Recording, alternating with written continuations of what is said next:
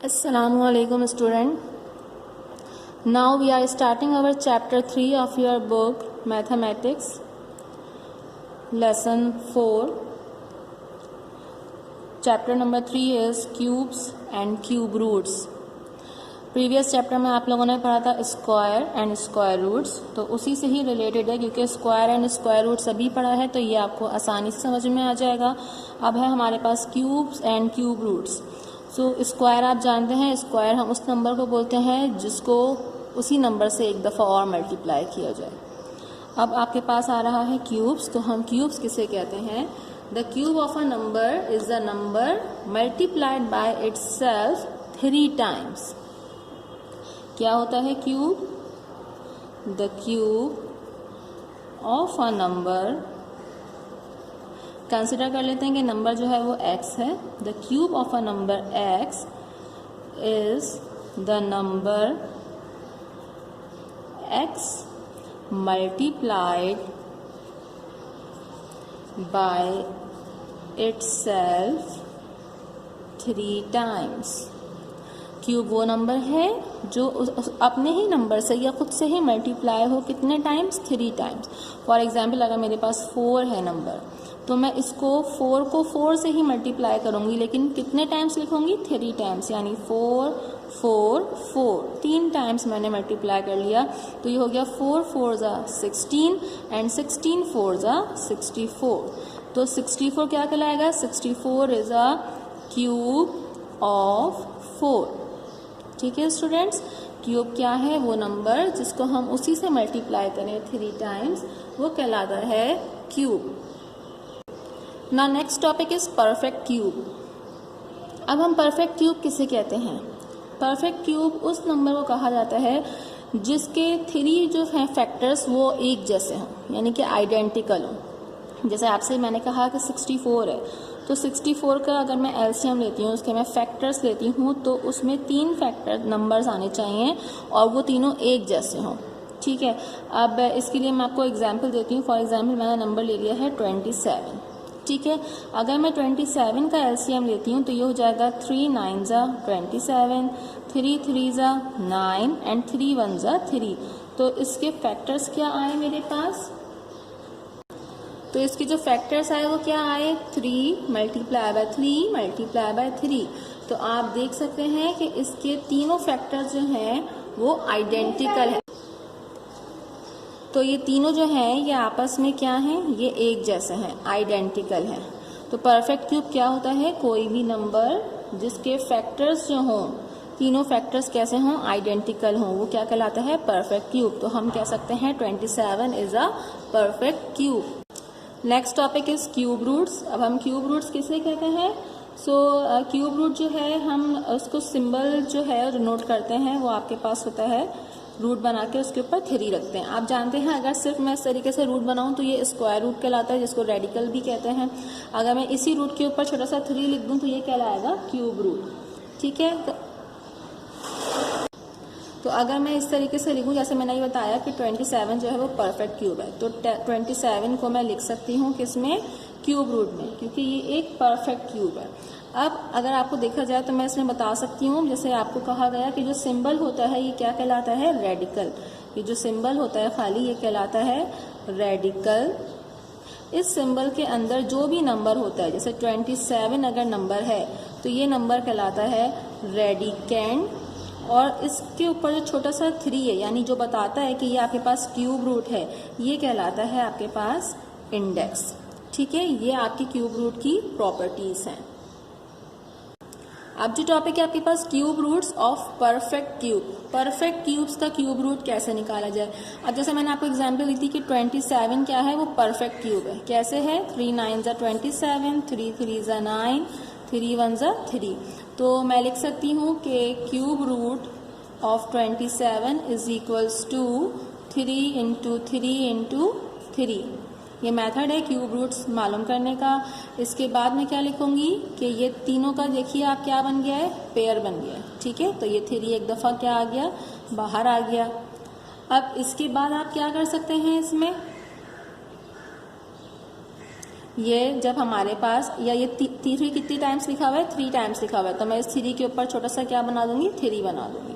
अब ये 3 के ऊपर छोटा सा 3 है, जब मैं क्यूब रूट हटाऊंगी तो ये हो जाएगा 1/3, और जब 3 से 3 कैंसिल हो जाएगा तो आपके पास आंसर क्या आ जाएगा, 3।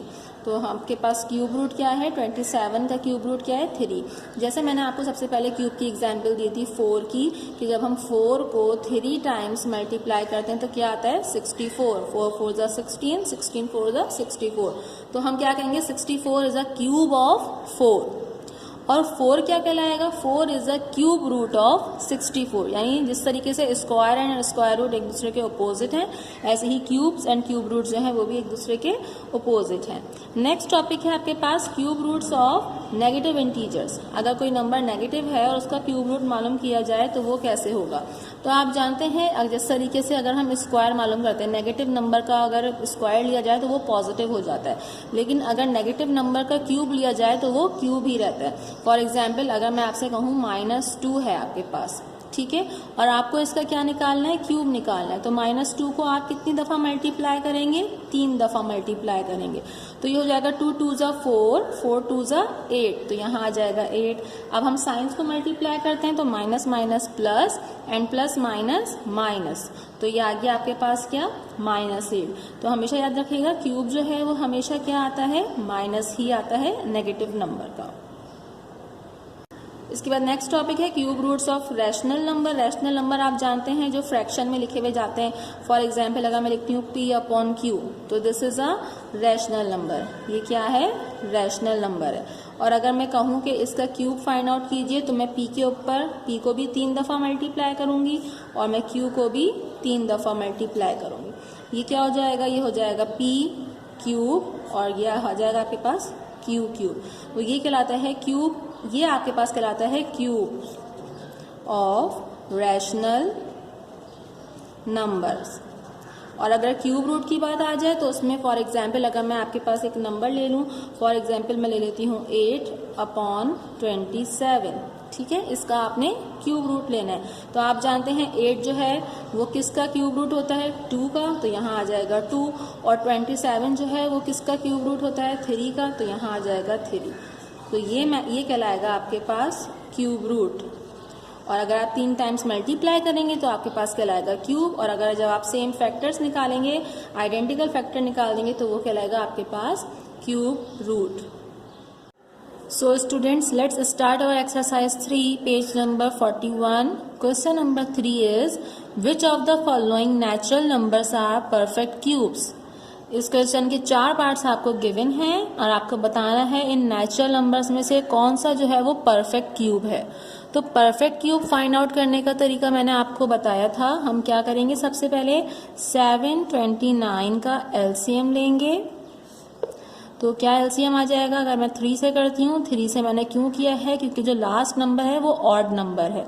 अगर लास्ट नंबर जो है वो इवन नंबर होता तो मैं 2 से कर लेती।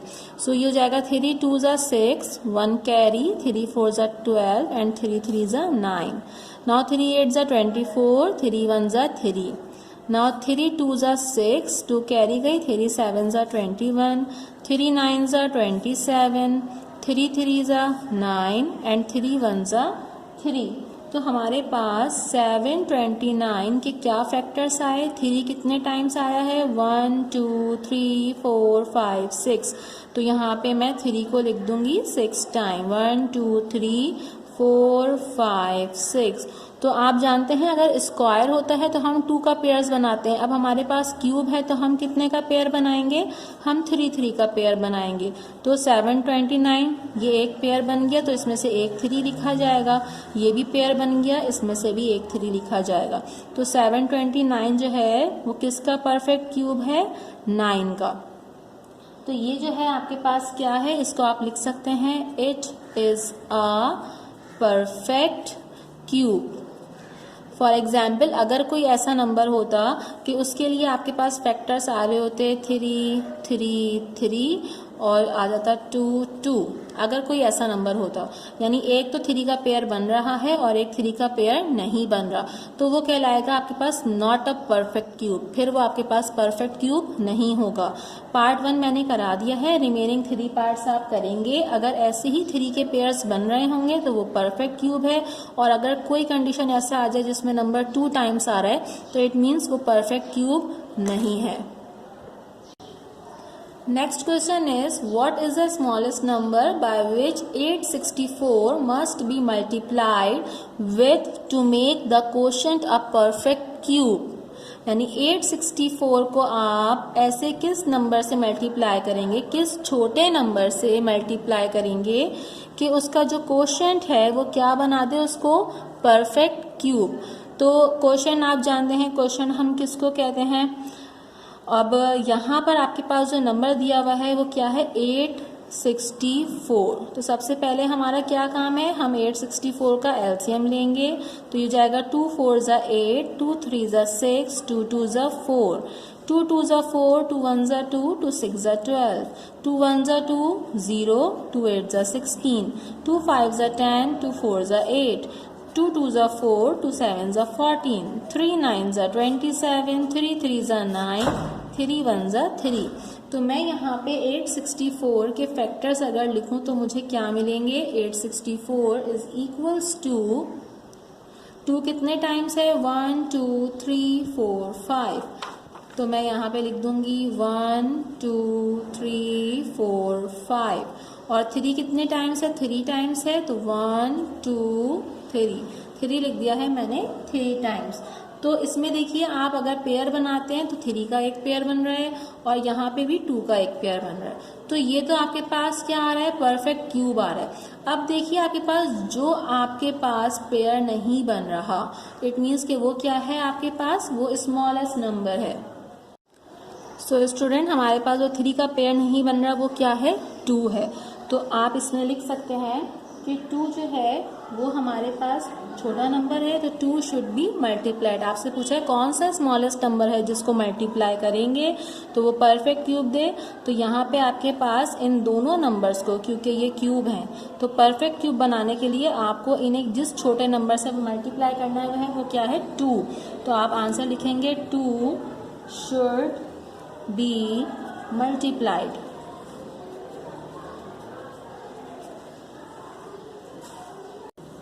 Next question is question number 5. Find the smallest number by which 13500 must be divided to make the quotient a perfect cube. Last question में आपको पूछा था कौन से स्मॉलेस्ट नंबर को मल्टीप्लाई किया जाए, अब आपसे पूछ रहे हैं कौन से स्मॉलेस्ट नंबर को डिवाइड किया जाए। नंबर क्या है आपके पास 13500। सो अगेन आप इसका एलसीएम लेंगे, आप देख रहे हैं कि लास्ट में 0 आ रहा है, तो इसको मैं 2 से डिवाइड कर सकती हूँ। 2 6 ज़ा 12, 1 कैरी, 2 7 ज़ा 14, 2 5 ज़ा 10, 0।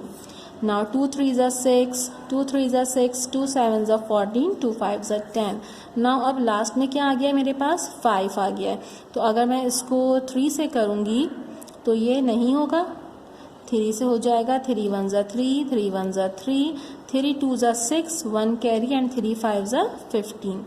Now अब देख सकते हैं हम हमारे पास क्या आ रहा है, 5 से अगर हम इसको करते हैं तो 5 2 ज़ा 10, 1 कैरी, 5 2 ज़ा 10, 2 कैरी एंड 5 5 ज़ा 25। अगेन 5 4 ज़ा 20 एंड 5 5 ज़ा 25, देन 5 9 ज़ा 45 एंड 3 3 ज़ा 9, 3 1 ज़ा 3। तो अब अगर मैं इसके फैक्टर्स लिखूँ, मैं यहाँ लिख रही हूँ ताकि कंप्लीट आ जाए 13500। क्या फैक्टर्स हैं, 2 2 टाइम्स है, 3 कितने टाइम्स है, मैं इन तीनों 3 को एक साथ लिख रही हूँ, 3 3 टाइम्स है, और 5 जो है वो भी 3 टाइम्स है। तो ये देखिए ये भी पेयर बन गया, ये भी पेयर बन गया। अगेन 2 जो है वो आपके पास पेयर में नहीं है क्योंकि 2 2s है, तो हम क्या करेंगे, पहले मल्टीप्लाई का था तो उसमें हमें सिर्फ स्मॉलेस्ट नंबर बताना था ताकि वो मल्टीप्लाई को कंप्लीट कर सके। डिवाइड करना है तो हम इन दोनों को क्या करेंगे, इन दोनों को मल्टीप्लाई करके क्या आ जाएगा हमारे पास 4, तो आप लिख सकते हैं 4 शुड बी डिवाइडेड। अगर हमें इसको परफेक्ट क्यूब करना है तो हमें इसको 4 से डिवाइड करना होगा, और अगर मल्टीप्लाई का पूछा जाता तो आप सिर्फ स्मॉलेस्ट नंबर बताते 2। Next question number 6 is find the cube root of the following. आपको क्यूब रूट मालूम करना है। क्यूब रूट के लिए भी आप जानते हैं वही मेथड है। हम सबसे पहले एलसीएम लेते हैं। 5, 8, 3, 2। 2 2s are 4, 2 9s are 18, 2 1s are 2, 2 6s are 12, 2 1s are 2, 2 4s are 8, 2 5s are 10, and 2 8s are 16. Now 2 7s are 14, 2 2s are 4, 2 9s are 18. Now 3 2s are 6, 3 4s are 12, and 3 3s are 9. 3 8s are 24, 3 1s are 3, 3 2s are 6, 3 7s are 21, 3 9s are 27, 3 3s are 9, and 3 1s are 3। तो इसको मैं किस तरीके से लिखूंगी? अब आपके पास क्या मिले हैं? सबसे पहले तो आप जानते हैं कि क्यूब रूट का सिंबल क्या होता है आपके पास। 5 8 3 2 को मैंने ऐसे क्यूब रूट के सिंबल में लिखा है, इज इक्वल्स टू करके अब मैं क्यूब रूट बना के ये तमाम वैल्यूज को लिख दूंगी। 2 कितने टाइम्स आ रहा है? 3 टाइम्स आ रहा है। और 3 कितने टाइम्स आ रहा है? 6 टाइम्स आ रहा है। 1 2 3 4 5 6। तो आप देख सकते हैं ये 3 का पेयर बन गया, ये 3 का पेयर, ये 3 का पेयर। तो मैं इसको लिख सकती हूँ 2 की पावर भी 3, 3 की पावर भी 3, और ये भी 3 की पावर 3, और ये सब किस में आ रहे हैं? क्यूब रूट में आ रहे हैं। अब ये क्या हो जाएगा? सिर्फ 2, ये भी 3 और ये भी 3, क्योंकि ये बाहर आ गए हैं क्यूब रूट से। Now 2 3s are 6 and 6 3s are 18। तो क्यूब रूट क्या आ गया इसका? 18। सो 18 is the answer. Question number 6 का मैंने आपको पहला पार्ट कराया है, रिमेनिंग पार्ट सेम इसी मेथड्स होंगे जो आप खुद करेंगे होमवर्क में। Question number 7 is the volume of a cube is 46656 cubic meters. Find the length of each side. एक क्यूब है जिसका आपको वॉल्यूम दिया हुआ है 46656। आपको उसकी एक साइड की लेंथ मालूम करनी है। तो अगर मैं आपको वॉल्यूम का फॉर्मूला लिखूं, क्या होता है? Length multiply by breadth multiply by height. ये मैं आपको समझाने के लिए लिख रही हूँ, आपको लिखने की ज़रूरत नहीं है। तो इट मीन्स कि जो लेंथ है वही ब्रेथ भी होगी और वही हाइट भी होगी। जब हम तीनों को मल्टीप्लाई करेंगे तो आपके पास क्या आ जाएगा? वॉल्यूम। तो एक तरीके से आप देखते हैं कि क्यूब में भी हमें 3 का पेयर बनाना होता है, और यहाँ भी क्या है? 3 का पेयर है। तो इनडायरेक्टली आपसे क्या कह रहे हैं? इनडायरेक्टली आपसे जो कहे इसका क्यूब रूट फाइंड आउट करने को कहा जा रहा है। तो अगेन वही मेथड आप क्या करेंगे? 4 6 6 5 6, इसका आप क्या लेंगे? एलसीएम लेंगे। एलसीएम लेने के बाद सेम इसी तरीके से आप फैक्टर्स निकालेंगे और इसका आखिर में क्यूब रूट लिख देंगे, क्योंकि जो आपको लेंथ मालूम करने को बोला है वो इनडायरेक्टली क्या है? वो आपको क्यूब ही फाइंड आउट करना है। तो जैसे आप क्वेश्चन नंबर 6 के तमाम पार्ट्स करेंगे, इसी तरीके से ये भी आपके पास सॉल्व हो जाएगा। सेम वही मेथड, एलसीएम लेंगे, फैक्टर्स लिखेंगे, 3 3 का पेयर्स बनाएंगे, और पेयर बनाने के बाद जो पेयर बनेगा उसको ऐसे बाहर लिख देंगे और मल्टीप्लाई कर देंगे तो आपके पास आंसर आ जाएगा। नेक्स्ट क्वेश्चन है हमारे पास question number 8। Which of the following numbers are cube of negative integers. आपको कुछ नंबर्स दिए हुए हैं और पूछा है इनमें से कौन से जो है वो क्यूब है नेगेटिव इंटीजर्स का। तो सेम वही सवाल है, सिर्फ यहाँ पे माइनस का साइन है। नेगेटिव के लिए आपको बताया है, इसके लिए भी आपने वही काम करना है। आप 512 का एलसीएम लेंगे, तो 2 2s are 4, 2 5s are 10, and 2 6s are 12. 2 1s are 2, 2 2s are 4, 2 8s are 16, 2 6s are 12, 2 4s are 8, 2 3s are 6, 2 2s are 4, 2 1s are 2, 2 6s are 12, 2 8s are 16, 2 4s are 8, 2 2s are 4, and 2 1s are 2।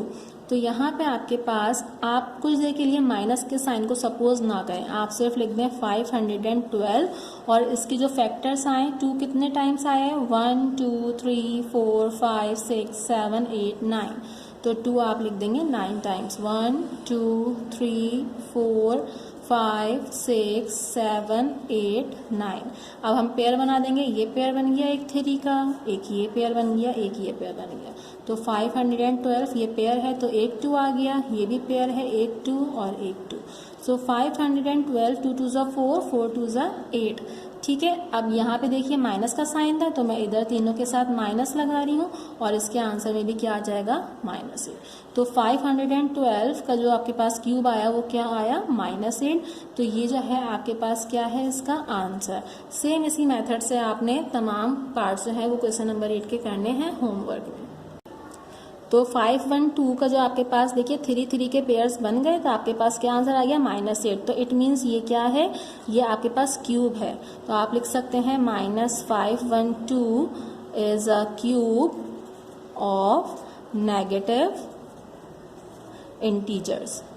इसी तरीके से अगर जो remaining parts हैं उसमें आपके पास कोई भी एक नंबर ऐसा आ जाता है जिसका 3 का पेयर नहीं बनता तो वो नॉट आ जाएगा, that the number is not a cube of negative integers. जैसे क्वेश्चन नंबर 3 किया था, अगर पेयर बन रहा है तो क्यूब है और अगर पेयर नहीं बन रहा तो वो क्यूब नहीं है। तो उसी मेथड से आप इसको सॉल्व करेंगे। Next question is question number 9। The volume of a cube is 0.064 metre cube, find the length of edge. तो अगेन देखिए वॉल्यूम का फॉर्मूला क्या होता है, length multiply by breadth multiply by height. तो अब आपको वॉल्यूम जो है वो कितना दिया हुआ है 0.064 और आपसे कह रहे हैं कि आपको क्या मालूम करनी है, लेंथ मालूम करनी है, यानी कि एक साइड मालूम करनी है। अब जाहिर सी बात है जो लेंथ आएगी वही ब्रेथ भी होगी वही हाइट भी होगी। तो इस क्वेश्चन को हम कैसे स्टार्ट करेंगे, देखिए फ़र्क ये है कि सिर्फ इसमें जो है आपको डेसिमल में दे दिया है। तो सॉल्यूशन के लिए मैं क्या करूँगी, सबसे पहले जो मुझे वॉल्यूम दिया हुआ है वो किस कंडीशन में दिया हुआ है, मैं लिख सकती हूँ वॉल्यूम इज इक्वल्स टू 0.064। तो मुझे डेसिमल हटाने के लिए मैं क्या करूँगी, आप जानते हैं जब हम पॉइंट हटाते हैं तो नीचे 1 आ जाता है और जितने नंबर्स होते हैं उतने 0 आ जाते हैं। तो इट मीन्स ये हमारे पास वैल्यू क्या हो गई 64 और आपके पास ये आ गया 1000। तो अब आप इसका क्या लेंगे, अब आप इसका क्यूब फाइंड आउट करेंगे। तो अगर मैं 64 का एलसीएम लूँगी तो मेरे पास क्या आ जाएगा, 2 3 ज़ा 6, 2 2 ज़ा 4, 2 1 ज़ा 2, 2 6 ज़ा 12, 2 8 ज़ा 16, 2 4 ज़ा 8, 2 2 ज़ा 4 एंड 2 1 ज़ा 2। तो 64 का जब मैंने एलसीएम लिया तो 2 कितने टाइम आ गया है 6 टाइम्स, 5 6। इसी तरीके से जब मैं 1000 का एलसीएम लूँगी तो मेरे पास जो है क्या आंसर आएगा। अब मैं 1000 का एलसीएम ले आई हूँ तो ये हो गया आपके पास 2 5 ज़ा 10 0 0, 2 2 ज़ा 4, 2 7 ज़ा 14, 2 2 ज़ा 4, 1 कैरी आ गई आपके पास, 2 5 ज़ा 10 एंड 0, 2 1 ज़ा 2, 2 2 ज़ा 4, 1 कैरी, 2 5 ज़ा 10, 5 2 ज़ा 10, 5 5 ज़ा 25, 5 5 ज़ा 25 एंड 5 1 ज़ा 5। तो 1000 का जब हमने एलसीएम लिया 2 कितने टाइम्स आ गया 3 टाइम्स और 5 भी कितने टाइम्स आ गया 3 टाइम्स। तो अब ये क्या हो जाएगा, पेयर बन गया तो मैं एक एक दफ़ा लिख दूंगी और यहाँ पे भी पेयर बन गया है तो ये हो जाएगा एक एक दफ़ा। अब ये हो जाएगा 2 2 ज़ा 4 और ये हो जाएगा आपके पास 2 5 ज़ा 10। अब आप इसको जो है डिवाइड कर सकते हैं तो अगेन ये क्या हो जाएगा 2 2 ज़ा 4 एंड 2 5 ज़ा 10। तो 2/5 जो है ये आपके पास क्या आ गई है, इसकी वैल्यू फ्रैक्शन में आ गई है। अगर आप इसको डेसिमल में करेंगे तो आप इसको क्या कर देंगे, डिवाइड कर देंगे और जब आप 2 को 5 से डिवाइड करेंगे तो आपके पास आंसर क्या आ जाएगा 0.4। इट मीन्स कि लेंथ जो है वो आपके पास क्या आ गई है 0.4। So this is your required answer. Question is question number 10, find the value of the following. Part 1 में आपको करा रही हूँ, इसमें आपको सिंपल वैल्यू मालूम करनी है, इट मीन सिंपल इसका सॉल्यूशन करना है।